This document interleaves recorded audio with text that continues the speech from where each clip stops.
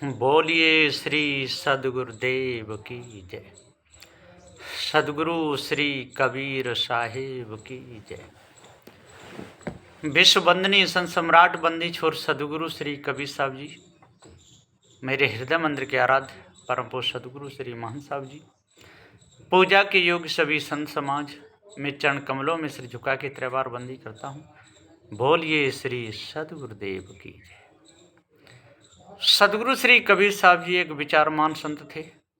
सत्य न्याय निर्णय का उपदेश देते थे, भव बंधनों से छुड़ाने का उपदेश देते थे और काम क्रोध मद मोह लोभ से न्यारे थे। भ्रम कल्पना से बिल्कुल न्यारे थे। ईश ब्रह्म आत्म परमात्मा की कल्पना उनके अंदर नहीं थी। भूत भवानी चंडी मुंडियों की कल्पना उनके अंदर नहीं थी। मानवतावादी संत थे और सबका हित चाहते थे। सदगुरु श्री कबीर साहब जी कहते थे, यदि त्याग और वैराग को प्रथम दर्जा दोगे तो संसार के व्यवहार में आपको कोई नहीं फंसा पाएगा, और त्याग वैराग में यदि आपने ढील दी तो संसार के व्यवहार में फंस जाओगे। और फंसाने वाले तैयार खड़े हैं। सारे संसार में फंसाने वाले तैयार खड़े हैं, पग पग पर खड़े हैं। इसलिए बहुत विचार करना है, धोखे को दूर करना है। भ्रम को त्यागोगे तभी संसार की झपट से बचोगे। पक्षी जरा भी यदि चूका तो बाज की झपट में आ जाएगा। इसी प्रकार से त्यागी बैरागी जरा भी चूका, जरा भी चूक करी तो बाज की झपट में त्यागी बैरागी आ जाएगा। क्योंकि ये सब बाजे हैं, फंसाने वाले सब बाजे हैं। फंसाने वाले कौन हैं? सारे के सारे बाज हैं। और फंसने वाले सब कौन हैं?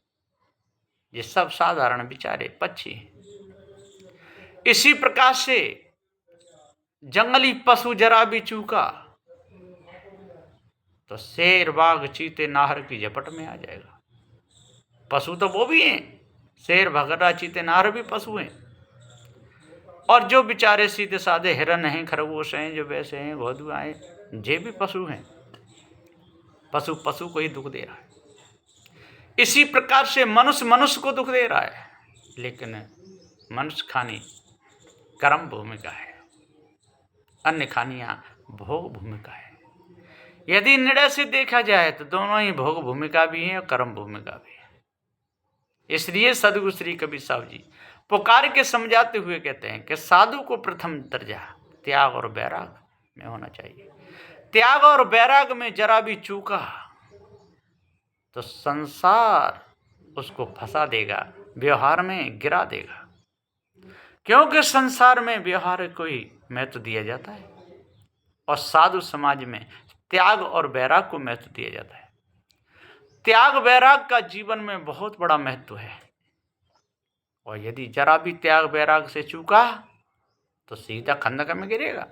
जैसे ताल है और ताल के चारों ओर सीढ़ियां हैं और सीढ़ियों में काई लगी हुई है। यदि नहाने वाला जरा भी चूकेगा, यदि काई को साफ नहीं करेगा, पैर फिसल जाएगा और धड़ाम सीधे उस ताल में जाकर के गिर जाएगा। बचेगा नहीं, वो ताल में गिरेगा। कोई सवाल ही नहीं कि बच जाए। बार बार चढ़ेगा, बार बार फिसलेगा, ताल में से निकल नहीं सकता है।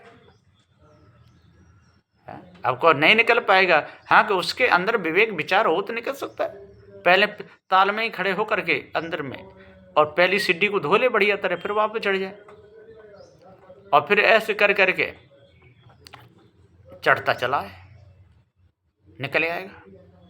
पर पानी तो होना चाहिए कमंडल में। और एक सीढ़ी को धो करके चढ़ गया, दूसरी पे चढ़ेगा तो फिर फिसल के गिरेगा। इसलिए ताल में से पानी भरे कमंडल में या किसी कपड़े में और थोड़ा थोड़ा डाल के पैर जमाते जमाते जमाते जमाते पूरा चढ़ आएगा। इसी प्रकार से संसार में आया और पैर जमाते जमाते जमाते जमाते त्याग वैराग की तरफ बढ़ते बढ़ते पूरा त्याग वैराग में आ जाएगा। लेकिन ऐसा लोग करते नहीं हैं। त्याग वैराग से इनको डर लगता है। कोई कोई तो ये भी कह देते हैं जिसका व्यवहार सही उसका परमार्थ सही, लेकिन ऐसा नहीं है। व्यवहार को सही करता रहेगा तो परमार्थ की तरफ बढ़ ही नहीं पाएगा, त्याग वैराग की तरफ बढ़ ही नहीं पाएगा, मन को निर्मल कर ही नहीं पाएगा, साधना कर ही नहीं पाएगा, क्योंकि उसका पूरा जीवन काय में चला जाएगा, व्यवहार में चला जाएगा। और व्यवहार में यदि पूरा जीवन गया तो फिर बची क्या गया है? बुढ़ापे में खाट पे गिर जाएगा, मन में विकार रहेंगे, वासना से मन घिरा रहेगा, अंतःकरण शुद्ध होगा नहीं, तो कहां से बचेगा है? बचने का जो समय था, जो जवानी थी, वो विषय भोगों में, भ्रम भूल कल्पना में, संसार में मौज लेते लेते पूरा समय निकाल दिया है। जब संसार में पूरा समय निकल गया तो फिर रह क्या गया? कुछ भी नहीं रहा, है ना। उल्टे सीधे गाने गाता रहेगा, उल्टे सीधे दृष्टांत बोलता रहेगा, जनता को खुश करता रहेगा, हंसता और हंसाता रहेगा, विषय भ्रम में फंसा रहेगा, ईश ब्रह्म आत्म के गुण गाता रहेगा, है। ईश ब्रह्म आत्म परमात्म, मैं तो इस शब्द को बार बार कहता हूँ, जगना चाहिए मनुष्यों को, है ना, क्योंकि ये बहुत बड़ी भूल है। आत्म सिद्धांत वेदांत का है और व्यास जी का चला हुआ सिद्धांत है, इसलिए। और पारक सिद्धांत सदूसरी कबीर साहब का चलाया हुआ है। पारक ही चेतन जीव सत्य है ना। जब बंधन से छूट जाएगा तो पारक रह जाएगा, जब बंधन में तब तक पारक ही है। इसी प्रकार से बंधन में तब तक ज्ञान ही है, और जब बंधन से छूट जाए तो ज्ञान मात्र रह जाएगा। सर्व वासना मिटे तो जीव बंधनों से छूटे। वासना मिटती नहीं, संसार मौज लेता है। यदि संसार के व्यवहार में साधु आएगा तो संसारी लोग उसको पेशाब तक की फुर्सत नहीं मिलने देंगे। आज हमारी बेटी की शादी है, आज हमारे बेटा की शादी है, हमारे नाती की शादी है, गुरुजी आपको जरूर आना है? और जब ब्याह शादी में जाना साधु चालू किया से भंडाफोड़, फिर क्या है, मज़ा आने लगेगा। रसगुल्ला मिलने लगेंगे, गुलाब जामुन मिलने लगेंगे, खस्ता कचौड़ी मिलेंगी खूब चटनी से खाने के लिए, हैं, तरह तरह के पकवान मिलेंगे, 55 सिरनी मिलेगी, गोलगप्पे मिलेंगे, आलू की टिक्की मिलेंगी, खाओ चाशनी डाल डाल के चाटते रहो। त्याग वैराग को साधु भूल जाएगा, और जब होश संभालेगा तब तो बुढ़ापा आ गया, फिर क्या करेगा? इसलिए अभी चेत लो, जगने का चेतने का समय यही है।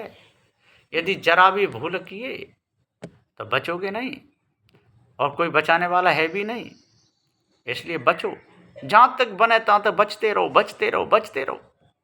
सदु श्री कबीर साहब की मेहनत को सफल होने दो और अपना जीवन सफल करो। त्याग और वैराग करो, त्याग वैराग को महत्व दो, है ना। संसार में व्यवहार कुशलता है, और त्याग वैराग में ज्ञान बुद्ध विचय त्याग और वैराग की विशेषता है।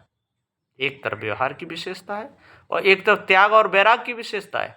त्याग और वैराग में रहोगे, मन को निर्मल रखोगे, मन को शुद्ध रखोगे, मन को पवित्र रखोगे, सभी प्रकार की कालमा को दूर करोगे, मन के विकारों को दूर करोगे, तो आपका जीवन सुधर जाएगा, सभी प्रकार की कालमा निकल जाएगी।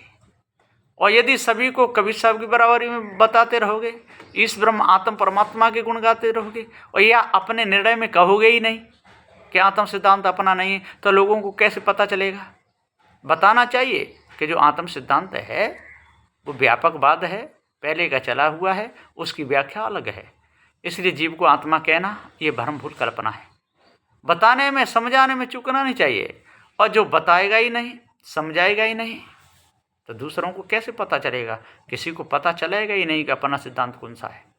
इसलिए पारखी संत गुरुजनों से मिलकर के सदग्रंथ बीजक को पढ़ करके, और मैं बार बार कहता हूँ कि सदग्रंथ त्रिजा को पढ़ करके सभी प्रकार की भूल को दूर करना चाहिए, सभी प्रकार की कालमा को दूर करना चाहिए, तब मन निर्मल होगा।